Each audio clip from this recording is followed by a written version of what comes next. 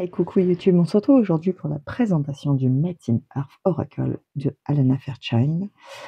Un oracle très clairement inspiré du chamanisme, du féminin divin, comme il est écrit là, hein. La sagesse du chamanisme, du féminin. C'est un oracle qui me faisait envie depuis très très longtemps, même si j'avais donc vu dans les reviews qu'il n'était pas forcément très intuitif, hein. Clairement, il n'est pas fait pour ça. Ça n'aura paru chez Blue Angel. Je crois qu'il y avait également une autre version. Donc les dessins sont de Sophie Wilkin et c'est un oracle d'Alana Fairchild. Donc clairement, qui dit Alana Fairchild dit gros texte, très gros livre. Donc voilà, il arrive. Donc la boîte est toute simple à l'intérieur avec ce bouquin. C'est un bouquin énorme. Voilà, je pense qu'il faut quand même être un petit peu à l'aise en anglais. Ou alors avec les traductions. Donc il y a cette carte qui arrive avec. Je manifeste le chemin de mon cœur. Je crée l'amour et la liberté pour tous. Voilà, donc là vous avez un QR code si vous voulez rejoindre la communauté créée pour cet oracle. Je vous avoue que j'y ai pas été encore. Il y a une petite feuille dans les trucs de chez Blue Angel, hein, un petit papier. Je sais pas si vous pouvez mettre un mot pour quelqu'un. Je sais pas exactement pourquoi c'est là, mais en tout cas c'est là. Donc cette carte est très mignonne. Ah mais on la voit pas si je la mets là. Donc moi je vais la ranger alors. Donc on est sur ce livre tout en anglais. Je pense qu'il finira par être traduit. Donc j'avais vu pas mal de reviews sur cet oracle, hein. Depuis sa sortie, ça fait un moment que je voulais cet oracle. Je trouvais ses illustrations magnifiques et ça m'intéressait. Donc la médecine du cœur en termes chamaniques m'intéressait. Donc il y a différentes civilisations qui sont explorées dans cet oracle. Il est composé de 44 cartes. Voilà, le livret, celui-ci en tout cas chez Blue Angel, est tout en couleur. Je ne sais pas si c'est le cas partout. Il me semble en avoir déjà vu qui n'était pas entièrement en couleur. Il y a un pavé énorme, une introduction énorme comme toujours chez Alana Fairchild, donc en anglais, où en gros elle vous explique ce qu'est l'essence du chamanisme, comment ça a grandi avec différents peuples primitifs, l'ancien chamanisme et le nouveau chamanisme. Voilà, les chamanismes, l'exploration de différentes spiritualités interculturelles. Donc là, elle vous dit que très clairement, dans différentes cultures, religions, on retrouve ancestral le chamanisme, qu'ils ont des sagesses communes et un enseignement commun. C'est basé sur un respect de la nature. Et puis des rituels, etc. Comment devient-on un chaman? Donc ça, je dirais que je dirais pas. Je pense pas qu'on peut se dire chaman comme ça. Je suis pas forcément d'accord avec ça, mais après, ça c'est autre chose. Utiliser le chamanisme ou les traditions, les traditions ancestrales pour en tirer une sagesse qui va vous permettre d'avancer dans la vie, oui. Devenir chaman, je pense pas qu'on puisse devenir chaman comme ça ou se dire chaman comme ça. Je pense que c'est un peu plus compliqué, un peu plus complexe que ça. Mais ce n'est que mon point de vue et ce n'est qu'un avis personnel là-dessus. Donc là, elle vous dit qu'elle a étudié différentes parts de chamanisme ainsi que leurs rituels. et qu'elle en a donc tiré la sagesse dans cette partie. Je vous résume, hein. Les sagesses, donc le chamanisme et ses enseignements pour l'âme aussi, donc elle parle de ça dans cette partie-là. Sa connaissance ancestrale de l'humanité. Voilà, elle parle de tout ça là-dedans. La manière dont il crée le tissu social autour du chamanisme et dont il crée les communautés autour du chamanisme. La manière dont ce chemin peut vous transformer de l'intérieur, vous challenger, vous mettre à l'épreuve, mais ça, je pense que c'est comme tout chemin spirituel. Voilà. Donc dans cette partie-là, elle va parler du fait que l'humanité a besoin du chamanisme pour se nettoyer de tout ce qui va être un peu plus cassé, malade dans cette société, hein, voilà. On pourrait tous faire la paix, mais non, on préfère faire la guerre. C'est une autre histoire. Donc, je pense que voilà. Après, il y a les discussions avec les esprits.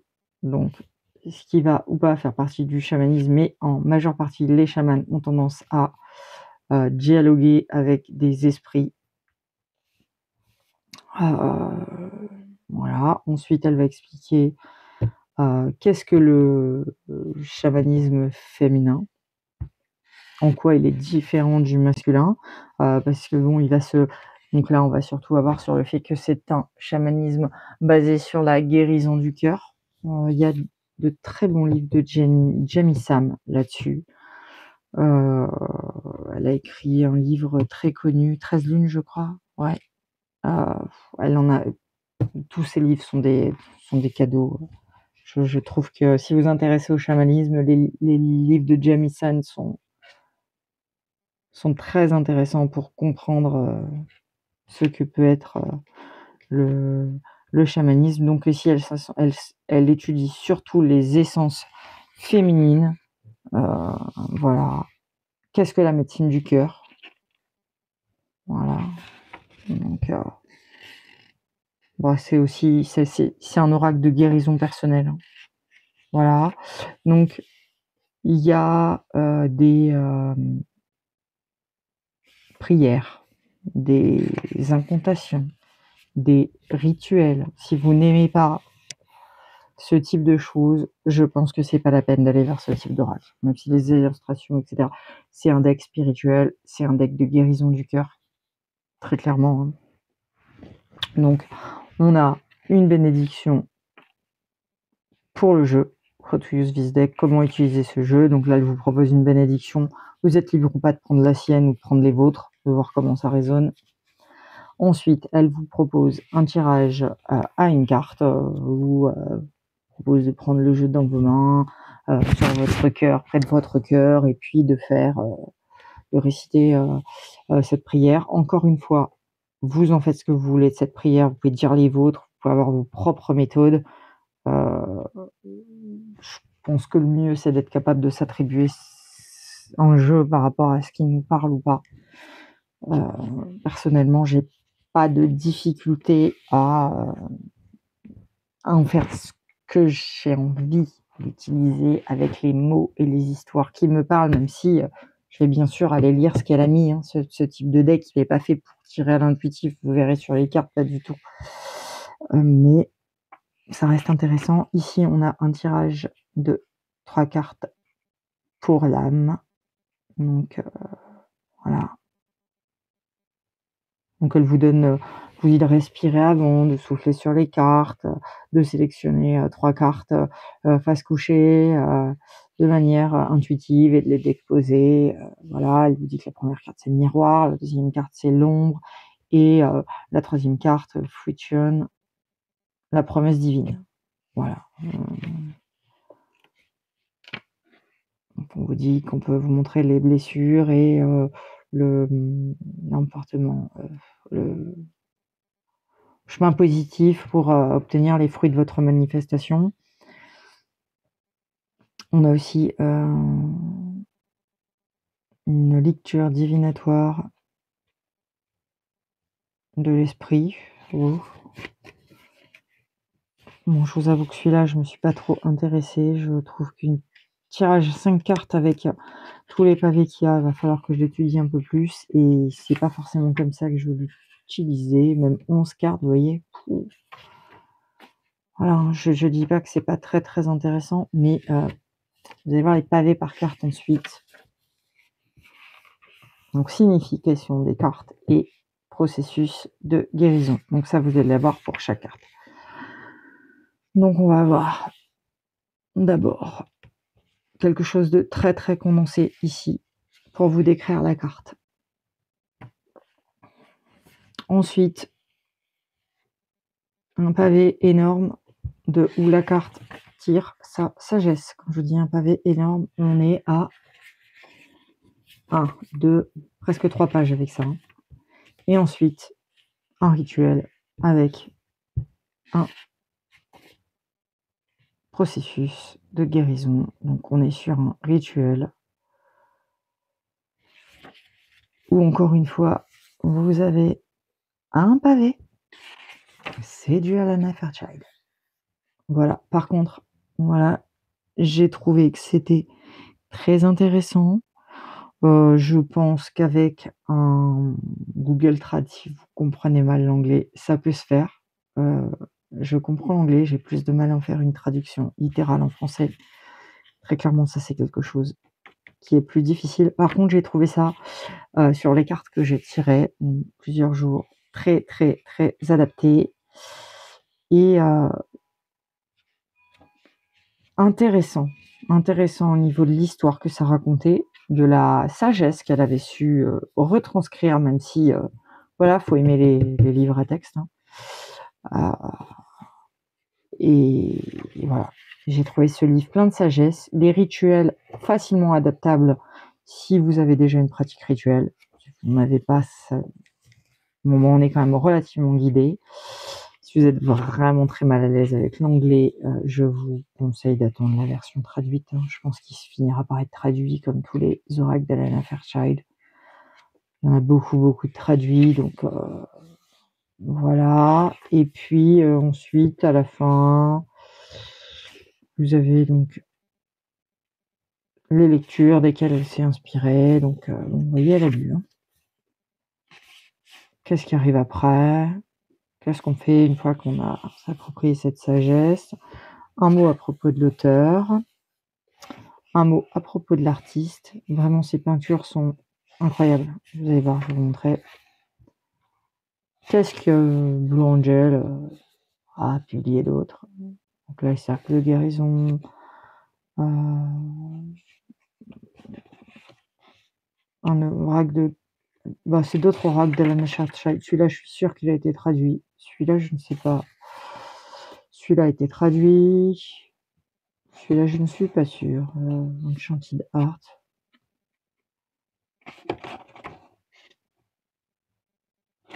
Voilà. Donc le livre est très beau. C'est un livre. C'est un pavé. On est à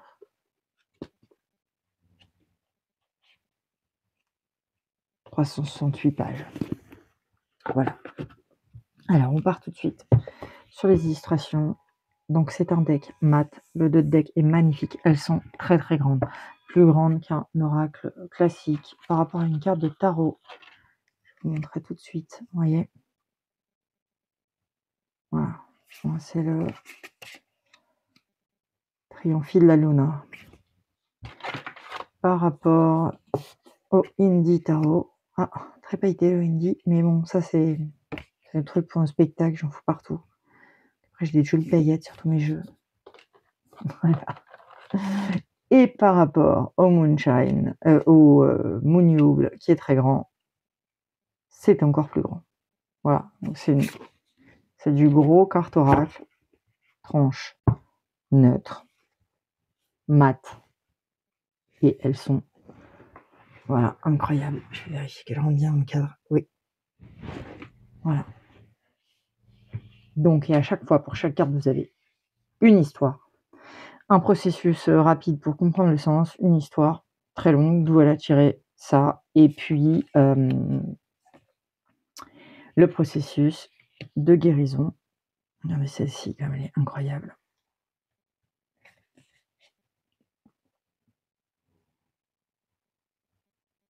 Voilà, mais on va pas faire de divinatoire avec, hein. Donc il y en a quelques-unes qui sont à l'horizontale.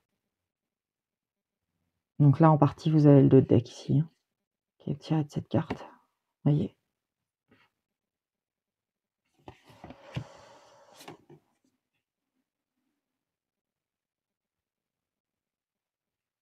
Un passage d'Isis. C'est tiré de vraiment de différentes civilisations anciennes. Et voilà, peinture incroyable. Je pense que c'est des peintures. Je crois que c'est des peintures.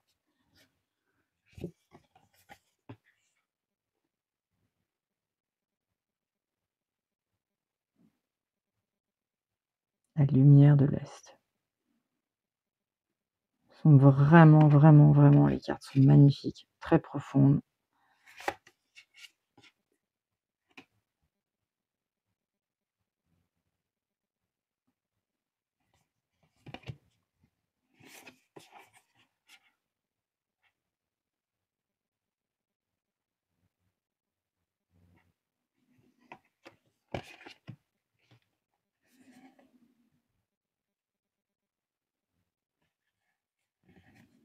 Donc cette carte, je l'ai tirée. Dans cette carte, on parle de protection de ses espaces intérieurs, protection de son cœur et ça explique pour le processus de guérison le principe de porter des sacs, gris doudou pour vous, hem, comme on peut le voir beaucoup en houdou, des sacs pour avoir certaines énergies à portée de vous. C'était intéressant, c'était très, très intéressant. Je trouvais que la carte était tombée de manière, très pertinente et que, ce qui était proposé en rituel, était quelque chose que, je pourrais potentiellement réaliser, afin de m'aider de certaines énergies, si j'en avais besoin.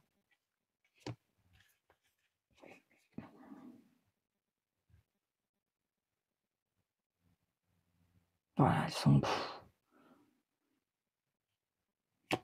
ces illustrations sont incroyables.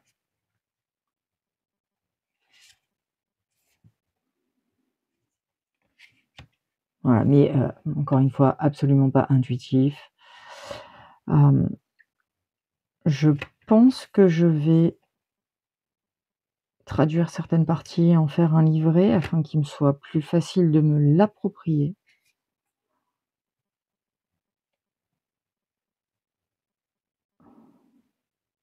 Voilà. Regardez-moi ce lion.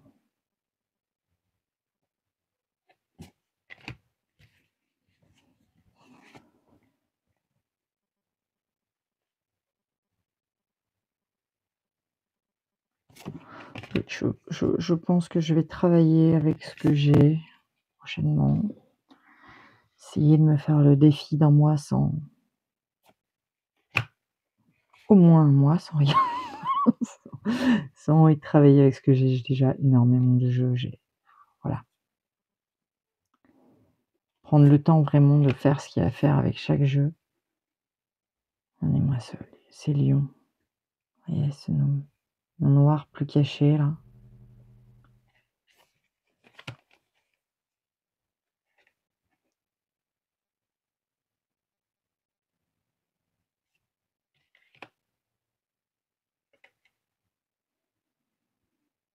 Ces ailes de corbeau. Donc oui, il est incroyablement beau.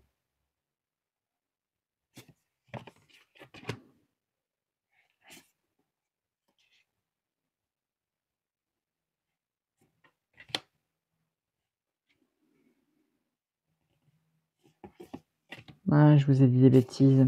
C'est celle-ci qui parle des sacs médecine et de la médecine de la terre. Oui, c'est celle-ci et c'est pas la Mover of Stagnation puisque l'autre parlait de du fait qu'on de l'amour qu'on pourrait avoir les uns pour les autres, plutôt que des différences. Voilà, excusez-moi de cette erreur. Donc ce que je vous ai dit tout à l'heure sur les sacs médecine, c'est sur cette carte-ci.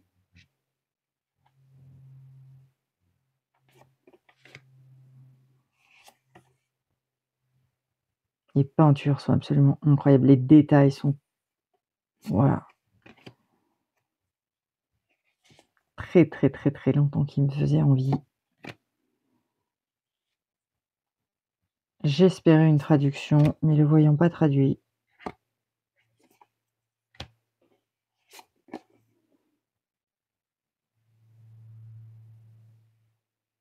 Beaucoup d'animaux avec, hein, sur les cartes.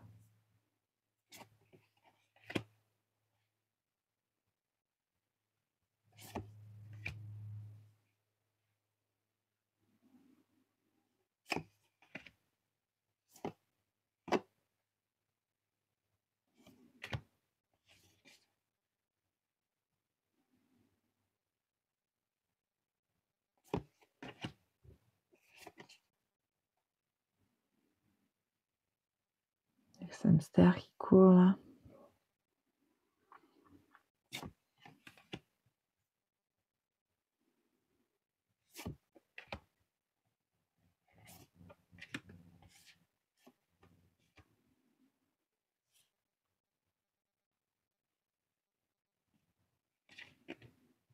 Voilà, donc on va avoir très peu d'hommes finalement.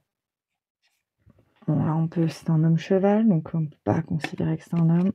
Je crois que c'est le seul homme. Ouais, c'est le seul homme du jeu. Sicalaquist. Je pense que c'est une référence au Christ. Hein. Je n'ai pas été lire encore sur cette carte. Donc, sur sa médecine. Hein.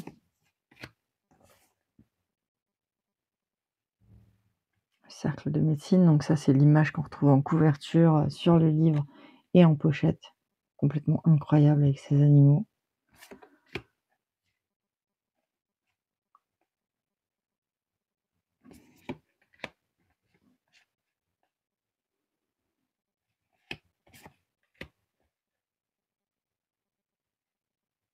Là, je pense qu'on retrouve une médecine plus houdou, hein, parce qu'on est clairement blood and bone, de sang et d'os. On va être dans des traditions qui vont utiliser, à mon avis, plus ceci pour cette carte-là.